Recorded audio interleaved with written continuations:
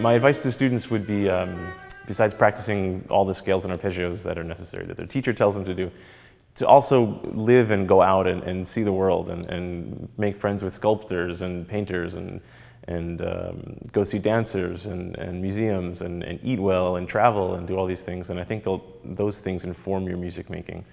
And of course you have to do the hard work in the practice room, and then just living and enjoying life and being cultural and sort of being open to learning things from the world around you really makes you much more of a complete musician, I think.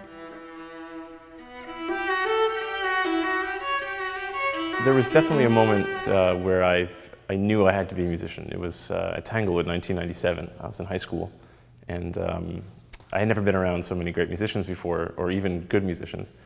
And the first week there, the principal violist played the Kegelstadt Trio, Mozart, with clarinet and piano. And I had never heard another violist before. And I was like, wow, what is that? That sound, that depth, that richness. And so that was definitely the first thing about that summer. And the second thing was they played the Brahms Piano Quintet.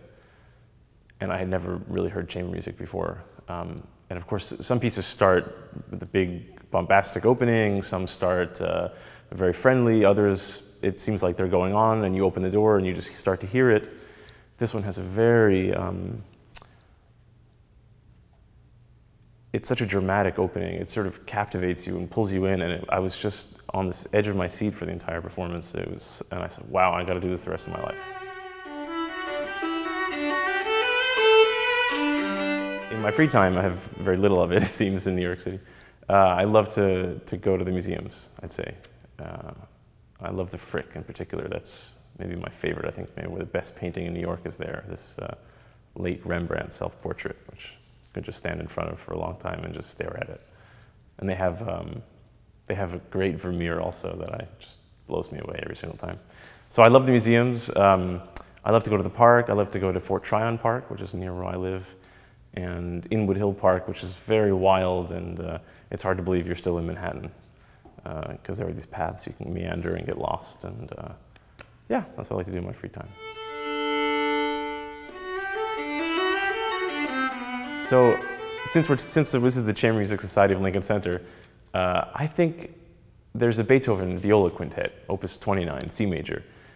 It's a gorgeous piece. It's fantastic, and it's so rarely played, and I really don't understand why. It's not important and great like the late works are, but it's fantastic. It's so beautiful, and it's bucolic, but a very brilliant last movement with a sort of a big, brilliant violin part. And I just think it's a great piece and it should be played much, much more often.